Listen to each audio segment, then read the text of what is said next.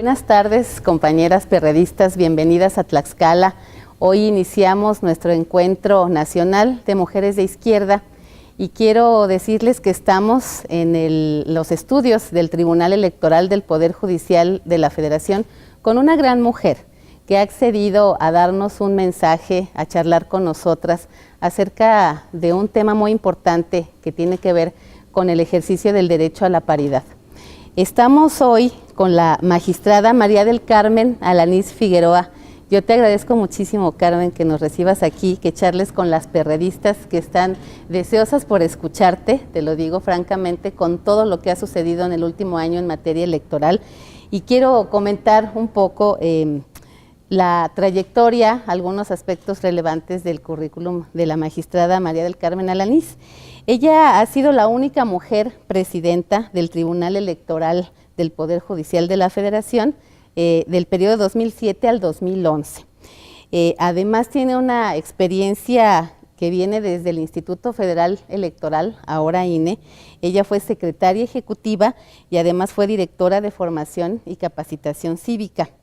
Pero no solo eso, tiene una experiencia internacional también importante. Actualmente es representante de México ante el mecanismo de seguimiento Belém do Pará, que tiene que ver con la violencia hacia las mujeres, un tema muy trascendente para nosotras también. Y además ella es parte de la Fundación Kofi Annan, que tiene un proyecto interesante de integridad electoral y se ha especializado en derecho para mujeres indígenas. Y pues ahora vamos a charlar con ella. Así que pues antes que nada agradecerte muchísimo, Carmen, que nos atiendas este llamado. Al contrario, Claudia, la agradecida soy yo por darme esta oportunidad de poder estar con ustedes, con las mujeres de izquierda, en un evento tan importante de evaluación y de prospectiva y sobre todo de cara a los procesos electorales de 2016. Y con mujeres tan talentosas y tan luchadoras por la causa de la mujer. Al contrario, encantada. Me da mucha lástima no haber podido estar presencialmente en tu evento, pero bueno, pues las cargas de trabajo están un poquito pesadas. Pues agradecidas. Entramos en materia, si te Adelante. parece. Bueno, pues como todas sabemos, el año pasado se reformó la Constitución en su artículo 41. Y a partir de ahí, las mujeres mexicanas que participamos en política tenemos derecho a la paridad. Y hubo procesos electorales en 2015 donde estrenamos este derecho, Mari Carmen, que fue toda una batalla, también hay que decirlo, lograrlo, y tú fuiste una actora trascendental también en estas batallas por el derecho a la paridad. Habemos quienes pensamos que el derecho a la paridad del que ahora gozamos es equiparable a cuando se reconoció el derecho al voto de las mujeres mexicanas. Me gustaría que nos comentaras tú qué significa este derecho a la paridad. ¿Equipararlo es correcto? Sin duda, es una transformación importantísima en el constitucionalismo mexicano en cuanto al reconocimiento formal de que somos el 50% de mujeres en el mundo y en México y tenemos los mismos derechos. Así como cuando se reconoció nuestro derecho a votar y a ser electas en 1953, tienes toda la razón. La transformación es fundamental, es esencial, es una transformación radical de la posibilidad que se abre a las mujeres y la obligación a los partidos políticos a partir de la paridad.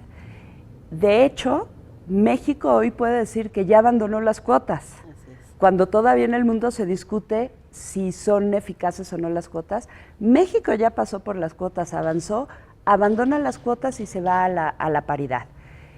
Y esto ya está en la Constitución, es obligación para todos los partidos a nivel federal, a nivel local, pero evidentemente no porque esté en la Constitución está asegurado el cumplimiento de la paridad. Y la batalla sigue. Así es. Pero tenemos números importantes. Por primera vez se alcanza una representación en la Cámara de Diputados Federal del 42%. Estamos en las primeras democracias del mundo con una representación de mujeres tan importante. a nivel de congresos locales. Hay inclusive congresos, que tú lo sabes mejor que yo, en donde hay más mujeres que varones. Y se avanzó un poco en municipios, en conformación de ayuntamientos, en presidencias municipales también, pero esta es la batalla que hay que seguir. Y me parece que hacer una evaluación y diagnóstico de todos los problemas que enfrentaron es muy importante. Pero hoy Claudia México ya es un ejemplo en el mundo, y de hecho pues están buscando a mujeres como tú de los partidos políticos que han materializado esta paridad, exigiéndole a los dirigentes de los partidos cumplir con la Constitución, con las leyes. Y bueno, aprovecho para reconocer al PRD porque pues en su última reforma estatutaria incorporó la paridad horizontal para obligarse a registrar al 50% de mujeres candidatas a las presidencias municipales el próximo año. De verdad que este es un ejemplo a nivel nacional e internacional, y es precisamente la batalla que estamos dando. No es el reconocimiento formal, sino ya tomar las medidas para materializar esa paridad. Vámonos al terreno de los hechos, ¿no? Porque ahí es donde se pone interesante nuestra batalla, y más bien agradecerte a nombre de todas las perredistas, porque no fuimos una mujer o dos mujeres, todas las perredistas en este país y muchas mujeres en los demás partidos políticos pues te han empujado muchísimo estas reformas y te han tenido de aliada, ¿no? Entonces es el reconocimiento a muchas mujeres que sin embargo tenemos que seguir la batalla, porque ya lo decíamos, en el terreno de los hechos nos enfrentamos todavía a muchas resistencias. Yo quisiera que nos compartieras tu experiencia desde la materia electoral, porque a pesar, como lo dices, de estar consagrado el derecho a la paridad en la Constitución, nos enfrentamos a muchos diques al interior de los partidos, pero también frente a autoridades electorales. ¿Cómo fue la experiencia del tribunal, la tuya propia? ¿Qué casos difíciles nos encontramos? ¿Cómo se resolvieron finalmente? Platícanos un poco de esta experiencia. Claro. Bueno, para poder empezar a platicar estas experiencias, también debo hacer el reconocimiento a todas las mujeres de todos los partidos que se sumaron a esta batalla. La verdad es que esta lucha borró colores y siglas de partidos y fue defender los derechos de las mujeres. Pero sin que las mujeres llegaran al Tribunal Electoral, no podíamos haber avanzado en las sentencias, en la jurisprudencia, en los criterios. Bueno, ¿con qué nos enfrentamos? Está el reconocimiento en la ley, están los procedimientos y las reglas para materializar la paridad en la Constitución, pero requieren también de reglamentos y de lineamientos que tienen que aprobar las autoridades administrativas electorales, el INE y los OPLES, los organismos públicos locales electorales. Bueno, el INE estableció en algunos casos principios que regían para todas las elecciones, pero en materia de paridad realmente fueron muy pocos, ¿no? Más bien el INE reglamentó lo de la elección federal de diputados, y los organismos públicos locales, los OPLES, pues tuvimos acuerdos de chile dulce y de manteca. Sí. Unos muy buenos, ¿no? Sí, que ya dijeron, a ver, ya no nos hagamos bolas, hay que cumplir con la paridad, y atendiendo además a las propias legislaciones electorales locales, que ahí tenemos un problema. A mí me gustaría que ojalá y el Congreso Federal, ya se habla de otra reforma electoral, pudiera estandarizar varios de los procesos para que sean iguales, homogéneos en todo el país, sin afectar la libertad de configuración normativa, pero por principios. Bueno, entonces tuvimos leyes muy distintas en cuanto a sistemas electorales y formas en que los partidos tenían que registrar a sus candidaturas, pero sobre todo ya para la asignación de representación proporcional, triunfos, etcétera. Eso, si quieres, más adelantito lo tocamos. Nos encontramos con organismos electorales muy de vanguardia que cumplieron muy bien, pero tuvimos también muchas resistencias que fueron impugnadas por las mujeres. Todas las impugnaciones tienen que agotar las instancias primero del tribunal local, luego salas regionales, si no se trataba de elección de gobernador, y luego llegaron hasta sala superior. Entonces, en algunos casos pues fue ir sorteando todos estos obstáculos de todas las instancias, interpretaciones de la ley distintas, y que al final la sala regional o las salas regionales y la sala superior pues tuvimos que ir uniformando estos criterios y generando la jurisprudencia.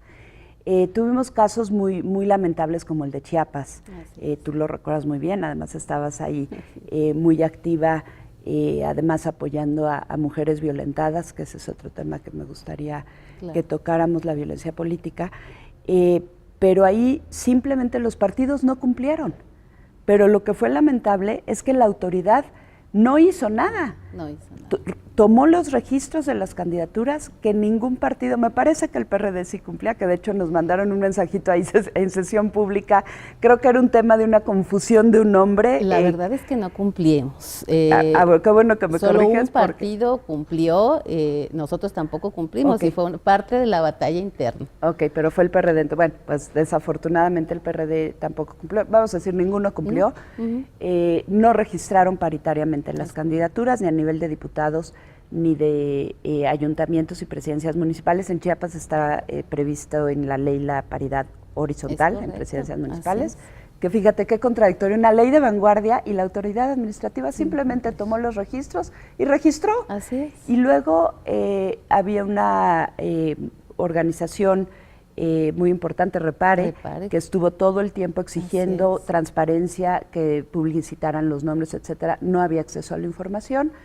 Y entonces vinieron las impugnaciones y fue impresionante porque no cumplió. Así es. Y entonces lo que pasaron a tribunal local, sala regional y sala superior, nosotros resolvimos 10 días antes de la jornada electoral, revocando todos los registros de todos los partidos políticos. Déjame preguntarte algo, Mari Carmen, en esta parte, porque justo como fue 10 días antes del proceso electoral, hubo, te lo platico desde el PRD, compañeras que decían, ¿cómo hacemos campaña? Porque hubo veda mientras se resolvía el asunto.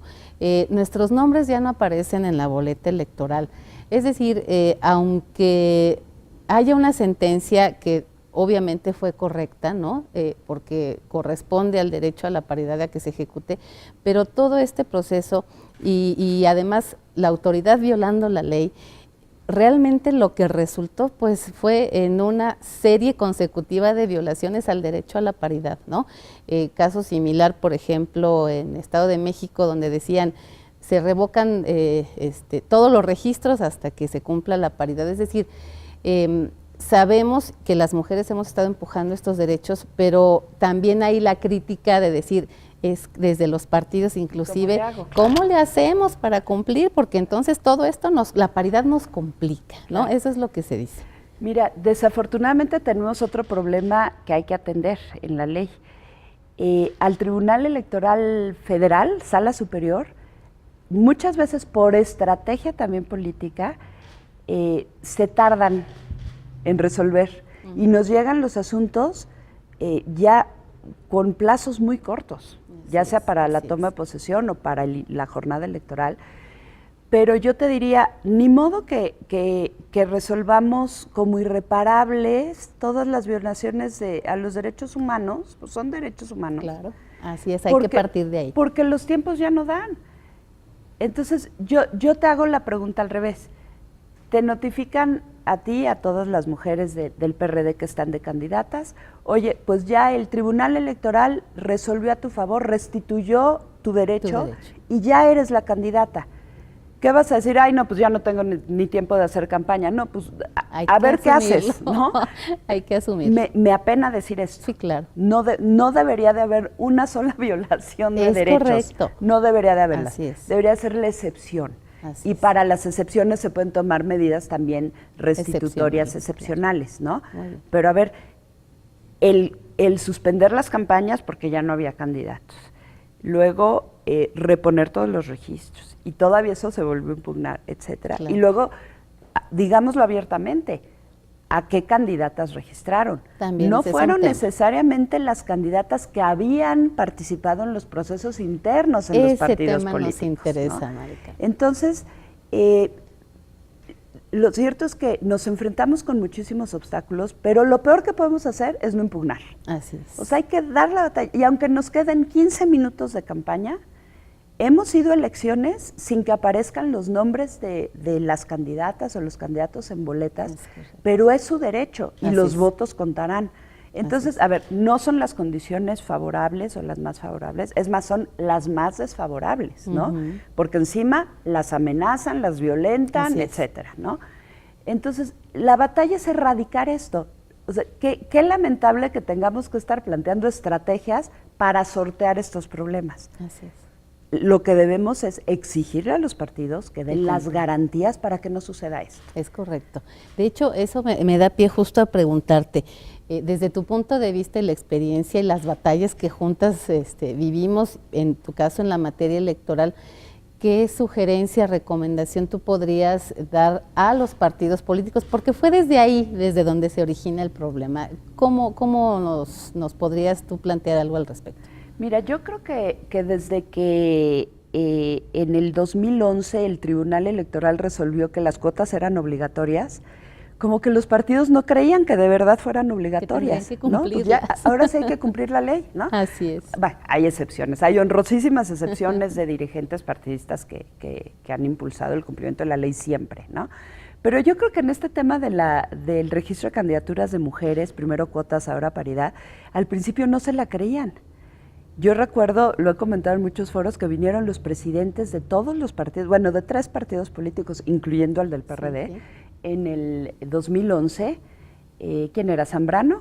En ese momento, sí. Zambrano, Pedro Joaquín Codwell era del PRI, y del PAN debió haber sido Madero, yo creo. Seguramente. Vinieron los 3 juntos al tribunal a decirles a los magistrados, casualmente yo no estaba ese día, que no había candidatas mujeres, que de dónde las iban a sacar. Juntos los 3 presidentes de los comités ejecutivos nacionales de los partidos. Bueno, se dieron cuenta de que los magistrados y la magistrada, que soy yo, íbamos en serio. Es una sentencia del tribunal. Que la paridad iba en serio, las cuotas desde entonces. Cuotas, paridad. Así es. Entonces yo te diría, a ver, hay que recordarles que es en serio.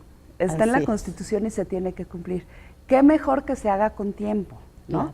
Entonces, el tema de empoderamiento de las mujeres es tu cartera. Yo no soy experta en esa, tú eres la experta en eso, es permanente. Pero también trabajar ya con tiempo, a ver, ¿cuándo empiezan tus procesos internos?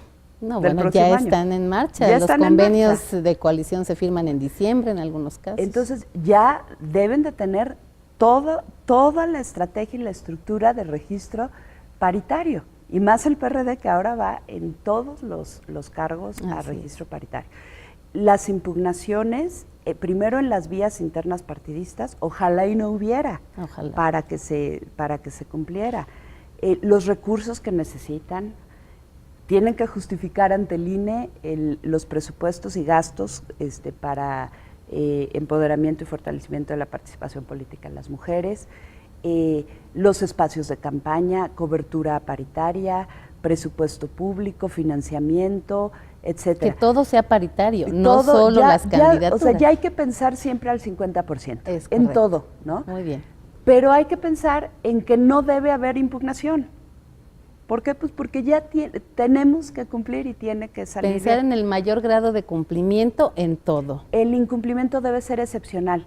Y yo te diría que si llegaran asuntos al tribunal en donde realmente se demostrara una cuestión excepcional, no para el incumplimiento de la paridad, en cualquier asunto, los partidos políticos pueden demostrar esa excepcionalidad y podremos ubicarnos ahí. Claro. Pero la paridad ya se tiene que cumplir y se cumplió prácticamente en todos los estados y en todos los niveles, pero a golpe de sentencias. Y eso es muy desgastante, muy, muy desgastante. Pero a los que menos les conviene son a los partidos, porque en vez de tener contiendas y campañas razonablemente estables, ¿no?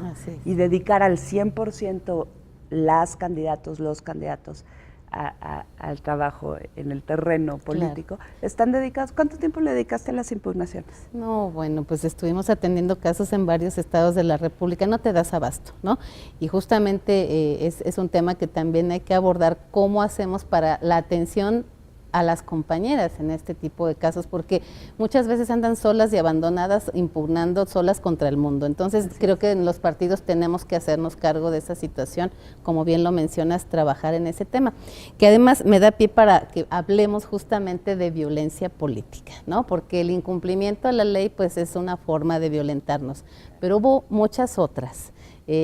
¿Cómo viviste tú esta experiencia? ¿Desde dónde nos puedes hacer un comentario sobre violencia política? Fíjate que las legisladoras de varios partidos ya han presentado varias iniciativas en ambas cámaras. Así es. No está tipificado en el mundo, más que en un solo país, en Bolivia, la violencia política como delito.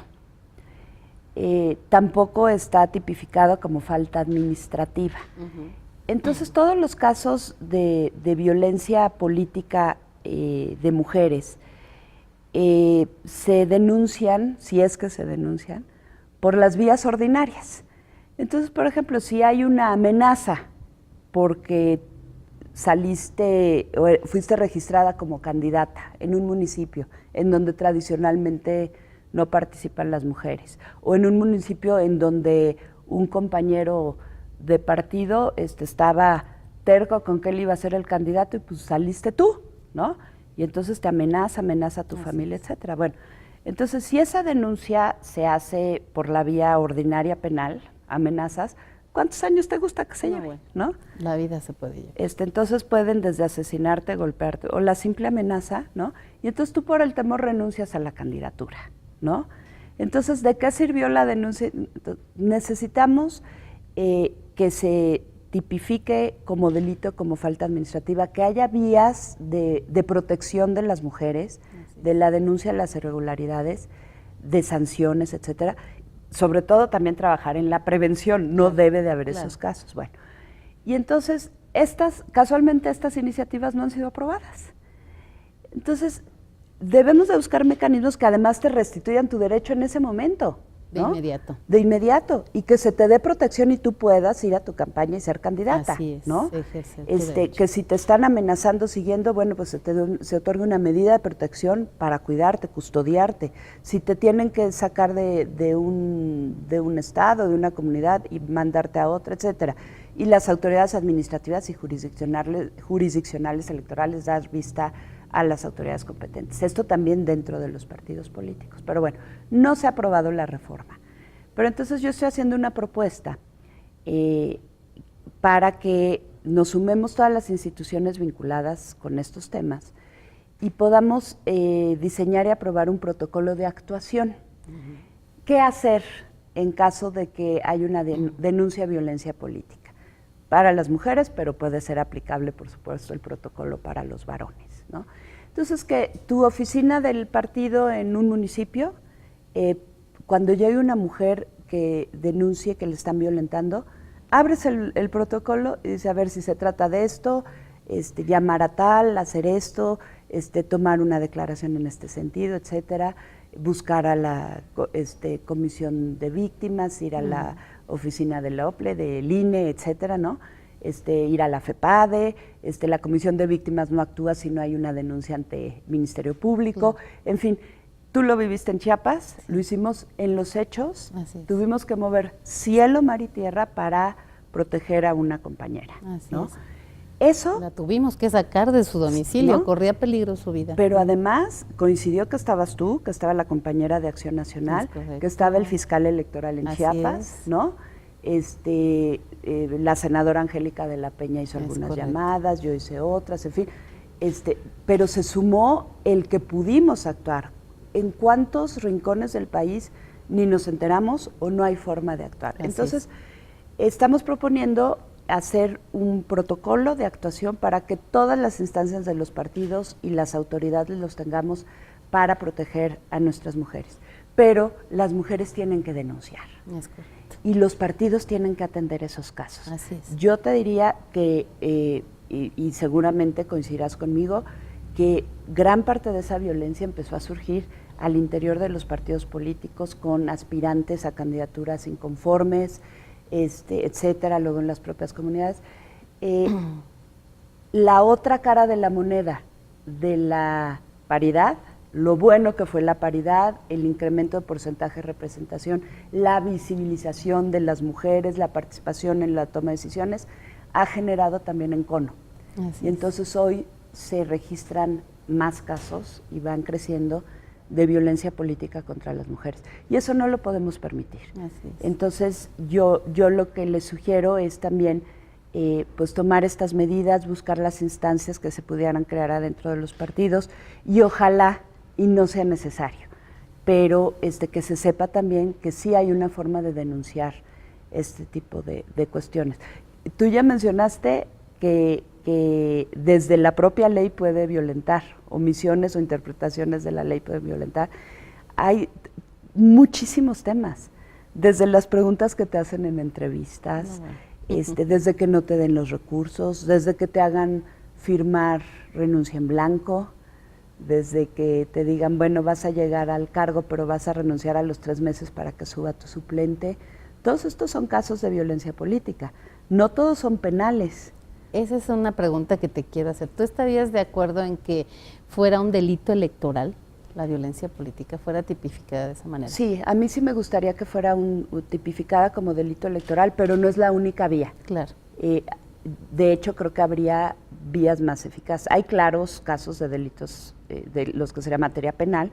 Yo sí los pondría en delitos electorales por la celeridad y lo sumario que tendrán que hacer las investigaciones y sobre todo la protección, ¿no? Entonces, llevarlo a la Administración de Justicia especializada, ¿no? Sí. Pero también por la vía administrativa. Creo que el INE y los organismos públicos locales electorales también podrían conocer de quejas o abrir de oficio expedientes para iniciar las investigaciones por faltas en las que pudieran incurrir desde ciudadanos en lo general como funcionarios partidistas, candidatos, etcétera. Muy bien. Bueno, mira, quiero preguntarte también, justamente porque la violencia política no se da solo en campañas electorales y como bien lo decías, ojalá avance esta propuesta de protocolo de actuación en el PRD, sería muy bien recibida, pero también tenemos que hablar precisamente de la forma en cómo se asignó la representatividad en función de la paridad o no en algunos estados de la República, que ese es un tema que también traemos pendiente. Yo quiero decirte que con esta reforma que mencionas que tuvimos en el PRD en el estatuto en septiembre pasado, tenemos un tema en donde, por ejemplo, en las 5 listas de circunscripciones no pueden ir 3 personas del mismo, más de 3 personas encabezando estas listas, justamente para ir equilibrando el tema de quién encabeza las pluris, como decimos, ¿no? Porque generalmente lo hacían los hombres. Y esta reforma a nuestro estatuto fue muy importante porque ahora la manera en que se interprete pueden ser 3 o 2 mujeres las que encabecen estas listas. ¿Qué nos puedes tú comentar acerca de este sistema de asignación electoral? ¿Cómo podríamos mejorar esta parte? Bueno, pues otra felicitación al PRD por esta modificación estatutaria. Yo creo que ese es el 50% pendiente de la reforma, la atención a los sistemas electorales, sobre todo de representación proporcional. Sí. Los registros de candidaturas de mayoría relativa son listas cerradas y ahí entran conforme a los resultados que se obtuvieron. Y tenemos varios modelos o sistemas electorales en las entidades federativas de asignación de representación proporcional.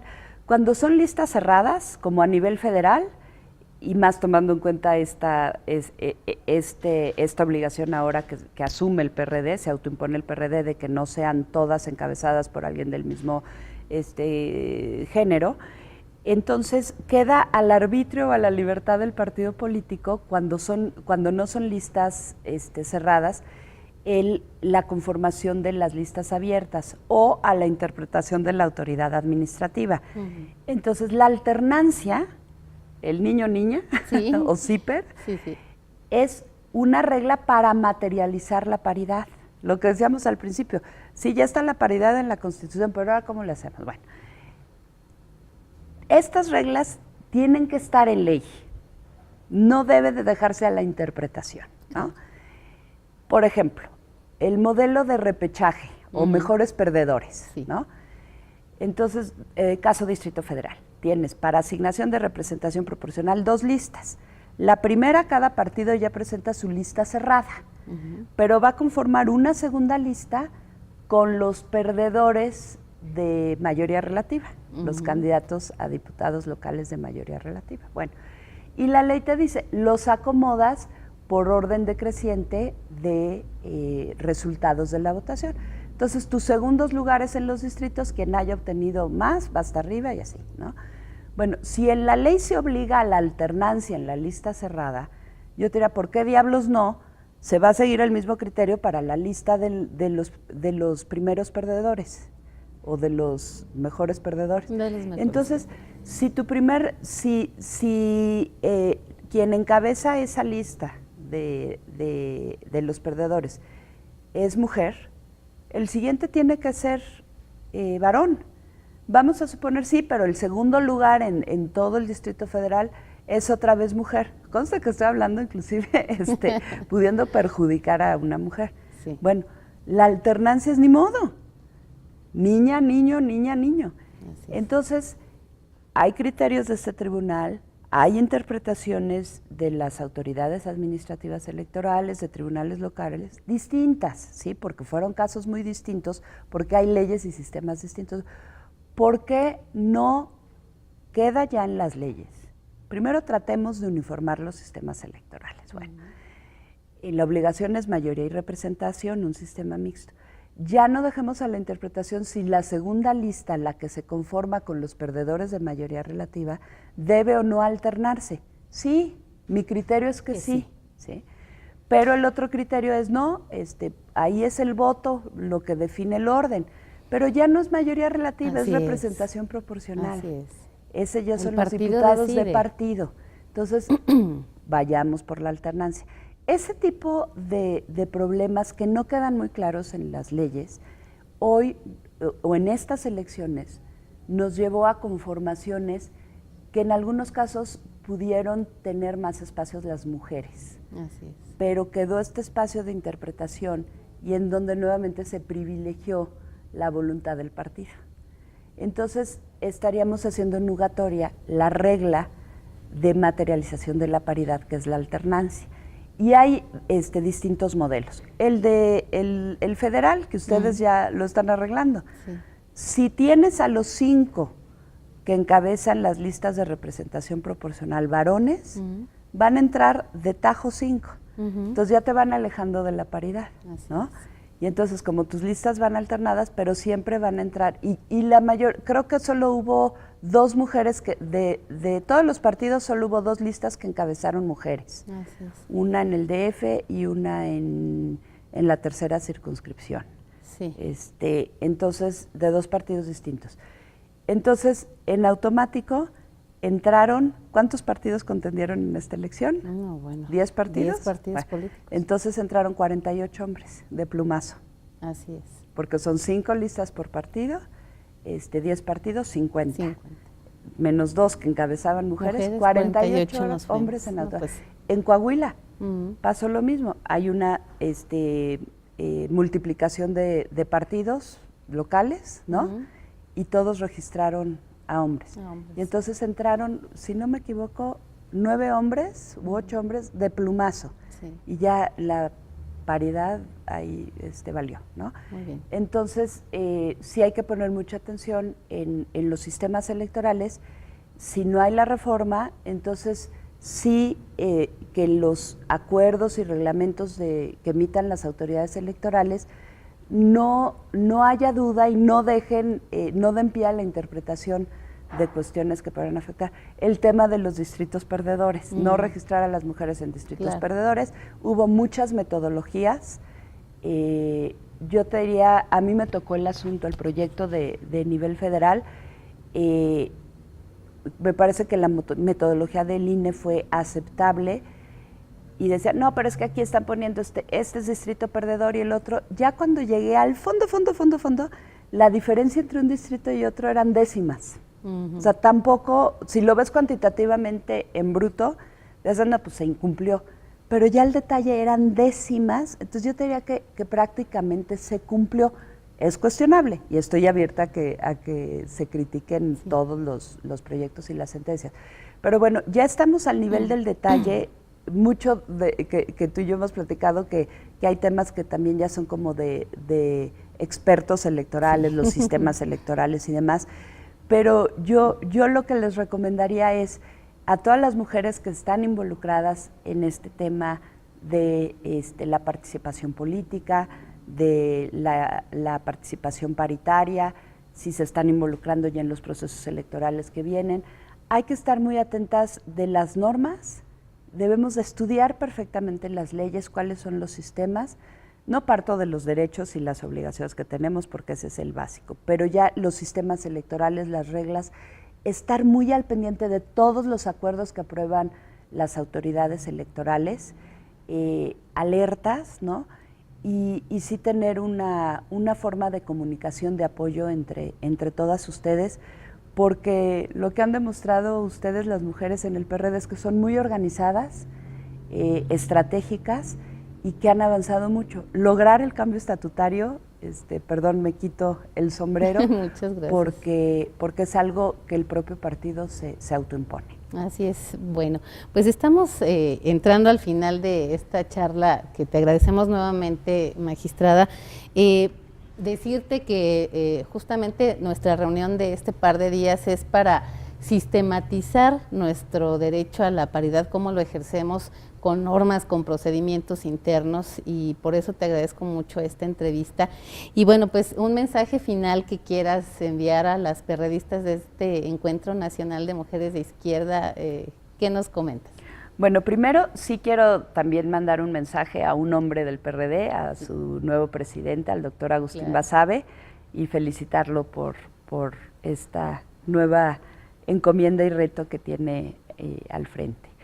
Y a todas las mujeres perredistas, bueno, en primer lugar mi reconocimiento, en segundo mi agradecimiento y sobre todo a ti por permitirme este espacio, que cuenten conmigo como mujer, como magistrada, en términos de poder aclarar dudas, de eventos, cursos, formación, capacitación que quisieran que se aprovechara, y que tengan la certeza que esta reforma constitucional que se logró por la batalla de todas ustedes y de muchas otras mujeres, llegó para cumplirse, y que en las instituciones y concretamente en el Tribunal Electoral pues hemos dado muestras con nuestras sentencias, con nuestra jurisprudencia, que estamos tanto los magistrados como yo comprometidos con la paridad y con la protección de los derechos de las mujeres, que no hay que tener miedo, que cuando sientan que se violó algunos de sus derechos, que los denuncien,